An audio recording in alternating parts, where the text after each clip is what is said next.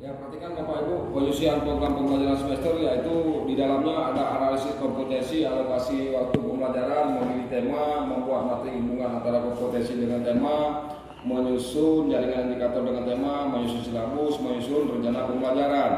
Bapak Ibu perhatikan, analisis kompetensinya Bapak Ibu bisa menyaksikan di slide ya. Kemudian ini Bu contohnya.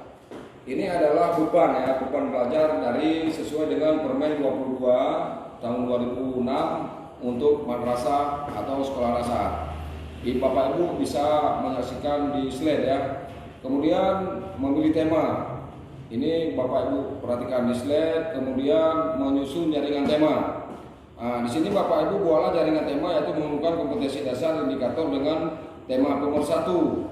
Terus Bapak Ibu kita perhatikan dalam penyusunan silabus yaitu hasil seluruh proses yang telah dilakukan pada tahap sebelumnya dijadikan dasar dalam penyusunan silabus. Nah, Bapak Ibu juga bisa memperhatikan di slide biar ini. Kemudian format silabusnya sama seperti yang Bapak Ibu lakukan, yang sudah sering Ibu lakukan, yaitu mata pelajaran, ada mapel, ada KD, ada indikator materi kegiatan pembelajaran, alokasi waktu, penilaian atau sarana dan sumber belajar.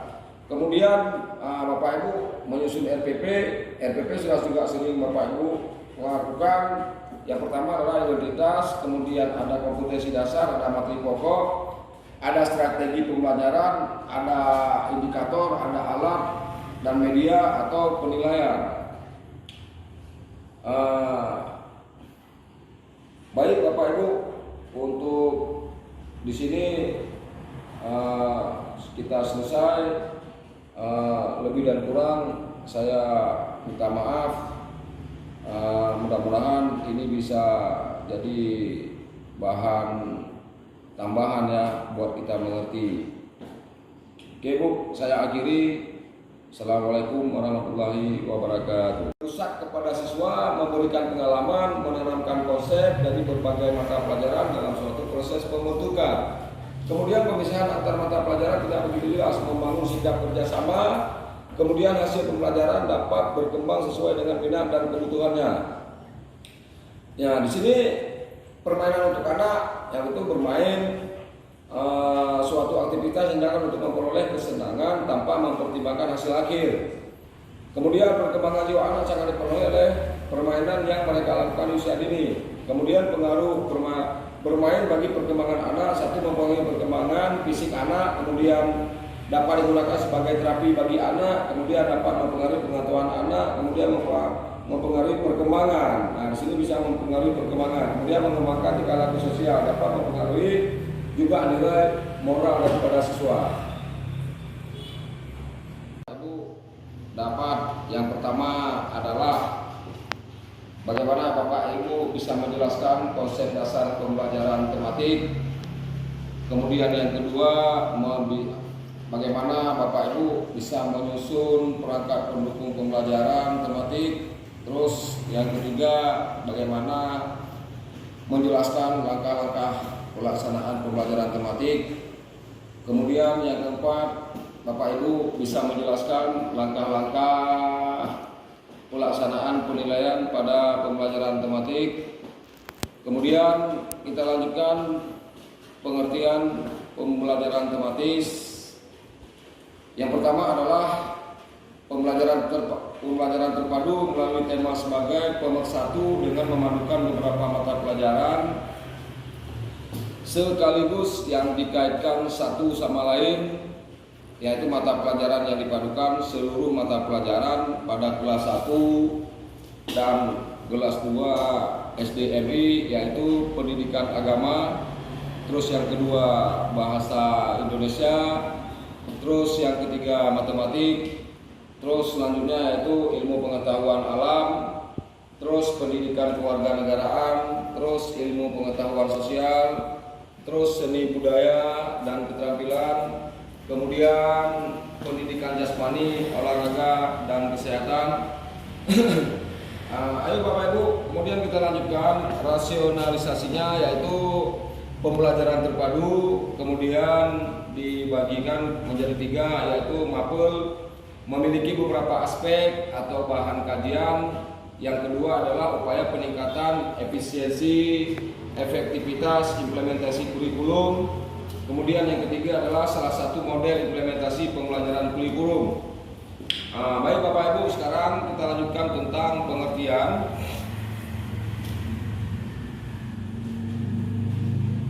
Yaitu model pembelajaran terpadu merupakan salah satu model implementasi kurikulum yang dianjurkan untuk diaplikasikan pada semua jenjang pendidikan, mulai dari tingkat sekolah dasar, madrasah sampai dengan sekolah menengah. Model pembelajaran terpadu pada hakikatnya merupakan suatu pendekatan pembelajaran yang memungkinkan peserta didik baik secara individual maupun kelompok aktif mencari, menggali, dan menemukan konsep serta secara holistik atau identik. Mudah-mudahan Bapak Ibu bisa mengerti, ya, itulah pengertian daripada pembelajaran terpadu. Kemudian bagaimana Bapak Ibu tentang teknik pembelajaran terpadu? Yang pertama adalah pembelajaran terpadu dikemas dalam tema yang dibahas dari berbagai sudut pandang keilmuan. Gitu Bapak Ibu. Yaitu yang kedua, mengambil suatu topik dari suatu cabang ilmu tertentu, kemudian dilengkapi, kemudian dibahas, kemudian diperluas dan diperdalam dengan cabang-cabang ilmu yang lain. Terus yang ketiga, topik atau tema dapat dikembangkan dari isu, peristiwa, dan permasalahan yang berkembang. Terus yang keempat, membentuk permasalahan yang dapat dilihat dan dipecahkan dari berbagai disiplin atau sudut pandang. Baik Bapak Ibu, kita lanjutkan. Dikemas dalam tema yang dibahas dari berbagai sudut pandang keilmuan. Tema lingkungan dapat dibahas dari sudut biologinya, fisikanya, dan kimianya. Mengambil satu topik ini sebagai contoh dari suatu cabang ilmu, kemudian dilengkapi, dibahas, diperluas, kemudian diperdalam dengan cabang-cabang ilmu yang lain. Misalnya ya Bapak Ibu, paham-paham di masyarakat atau disebut dengan filsafat. Kemudian posisi wilayah atau geografis. Kemudian tingkat kesejahteraan masyarakat atau berhubungan atau berkaitan dengan yang namanya ekonomi. Kemudian kelompok organisasi yang berperan. Ya, ini berhubungan dengan sosiologi.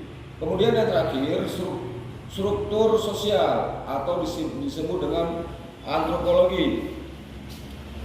Baik Bapak Ibu, tema dapat dikembangkan dari isu, dari peristiwa dan permasalahan yang berkembang. Yaitu yang pertama, disparitas kaya miskin semakin lebar. Ya, itu ini dalam hal ini sangat berkaitan dengan yang namanya sosial ya. Yang kedua adalah kestabilan keamanan. Ini sangat berkaitan dengan yang namanya politik. Kemudian yang ketiga adalah azas manfaat terhadap kesra, yaitu apa itu kesra? Kesehatan rakyat ataupun penduduk. Ini berkaitan dengan ekonomi. Kemudian status pemukiman kumuh ya. Ini membentuk permasalahan yang dapat dilihat dan dipecahkan dari berbagai disiplin atau sudut pandang yang berbeda. Ini pemukiman kumuh, faktor yang terutama yaitu adalah faktor sosial budaya. Ini sangat berkaitan, sangat berpengaruh ya kalau pemukiman kumuh. Kemudian faktor yang kedua adalah perilaku masyarakat terhadap aturan ya. Bagaimana masyarakat itu memahami aturan. Sebagai contoh yaitu tentang cara membuang sampah atau cara mengelola sampah. Kemudian yang ketiga adalah faktor historis. Kemudian yang terakhir baru menyangkut dengan faktor ekonomi. Tujuan pembelajaran terpadu adalah satu. Ini tujuannya. Satu yaitu meningkatkan efisiensi dan efektivitas pembelajaran. Nah, jadi dengan pembelajaran terpadu mungkin pembelajarannya lebih efisiensi atau lebih efektif. Kemudian yang kedua, meningkatkan minat dan motivasi siswa. Kemudian yang ketiga, mencapai beberapa KD sekaligus. Nah, kemudian dari hal itu, mengapa pembelajaran tematis?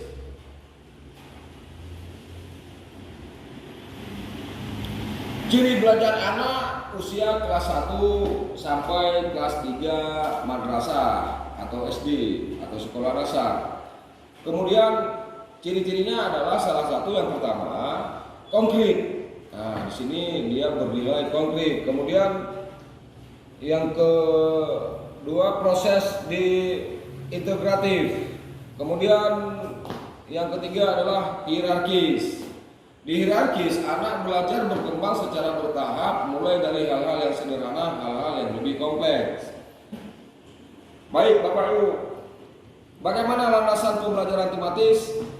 Yang pertama adalah landasan filosofis, yaitu yang pertama progresivisme, yaitu proses pembelajaran perlu ditekankan pada pembentukan kreativitas, pembelajaran sejumlah kegiatan, suasana yang alamiah atau bersifat natural, alam ya, dan memperhatikan pengalaman siswa. Nah, jadi pengalaman siswa itu berbeda-beda. Kemudian yang kedua adalah konstruktivisme, yaitu anak di sini mengkonstruksi pengetahuannya melalui interaksi dengan objek. Berarti kalau dengan objek berarti mungkin dia langsung berhubungan dengan objek. Kemudian langsung dengan mereka melihat fenomena atau mereka dapatkan dari pengalaman, nah, dan juga di lingkungannya. Kemudian yang ketiga adalah humanisme. Nah, di sini siswa dilihat dari segi keunikan, kekasannya, potensi dan motivasi yang dimilikinya. Ini berhubungan dengan siswa dari segi keunikannya. Jadi siswa itu memiliki ciri-ciri khas yang berbeda-beda ya, punya khas tersendiri. Kemudian landasan psikologisnya yang pertama adalah psikologis perkembangan untuk menentukan tingkat keluasan dan kedalamannya, isi sesuai dengan tahap perkembangan peserta didik. Itu dari landasan psikologisnya. Kemudian yang kedua, psikologi belajar untuk menentukan bagaimana isi atau materi pembelajaran disampaikan kepada siswa dan bagaimana pula siswa harus mempelajarinya. Nah, jadi di sini siswa lebih cenderung dia bekerja sendiri.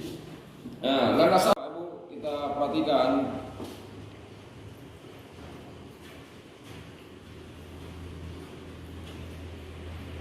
Pembelajaran tematik sebagai salah satu implementasi pembelajaran terpadu di tingkat satuan pendidikan MI atau SD. Tujuannya Bapak Ibu adalah untuk secara umum setelah mengikuti mata diklat ini diharapkan peserta diklat dapat mendeskripsikan konsep dasar pembelajaran tematik dan melaksanakan kegiatan pembelajaran tematik. Baik Bapak Ibu,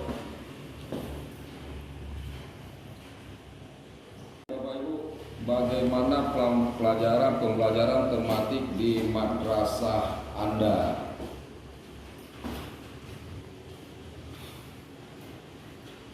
Baik Bapak Ibu, sekarang kita lanjutkan yaitu deskripsi singkat tentang pembelajaran tematik substantif di madrasah ya.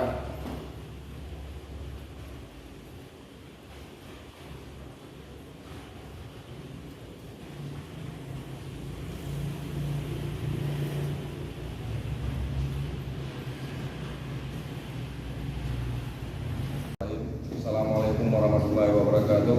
Waalaikumsalam warahmatullahi wabarakatuh. Selamat datang di